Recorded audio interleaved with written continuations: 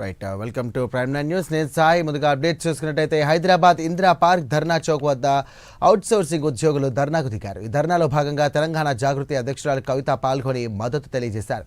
BRS హయాంలో contract outsourcing ఉద్యోగుల జీవితాల్లో మార్పు తేలేకపోయినందుకు ఇక సోదరిగా శిరస్సు వంచి క్షమాపణ కోరుతున్నట్టుగా ఆమె తెలియజేశారు. ఇక అవుట్సోర్సింగ్ ఉద్యోగులను కాంగ్రెస్ పార్టీ కూడా పట్టించుకోవడం లేదంటూ ఆమె ధ్వజమెత్తారు. ఇక ప్రభుత్వానికి 2 రోజుల గడువు ఇస్తున్నామంటూ కూడా అన్ని శాఖల్లో దళారులు మధ్యవర్తులు లేకుండా నేరుగా అవుట్సోర్సింగ్ ఉద్యోగులకు జీతాలు ఇచ్చేలా కార్పొరేషన్ లేదా జీవోలు కూడా ఇవ్వాలంటూ వారు డిమాండ్ చేశారు. 2 రోజుల్లో వార్నింగ్ ఇస్తా ఉన్నాం గవర్నమెంట్కి.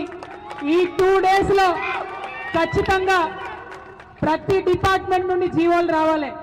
ప్రతి డిపార్ట్మెంట్లో మా ఉద్యోగాలు పోతాయని ఇలా భయపడుతున్నటువంటి అవుట్సోర్సింగ్ ఉద్యోగులకు భద్రత రావాలి. ఫస్ట్ చాయిస్ ఇమీడియట్గా కార్పొరేషన్ అనౌన్స్ చేయండి. అప్పుడు జీవోలు అవసరం ఉండదు. పోనీ కొంత సమయం కావాలంటారా? ఇప్పుడే 2 రోజుల కార్పొరేషన్ చేయలేనంటారా? అన్ని డిపార్ట్మెంట్ల నుండి జీవోలు ఇవ్వండి. 1 నెల తీసుకుంటారా, 15 రోజులు తీసుకుంటారా, తీసుకొని కార్పొరేషన్ ఏర్పాటు చేయండి. డైరెక్ట్గా శాలరీ కార్పొరేషన్ నుంచి రావాలి.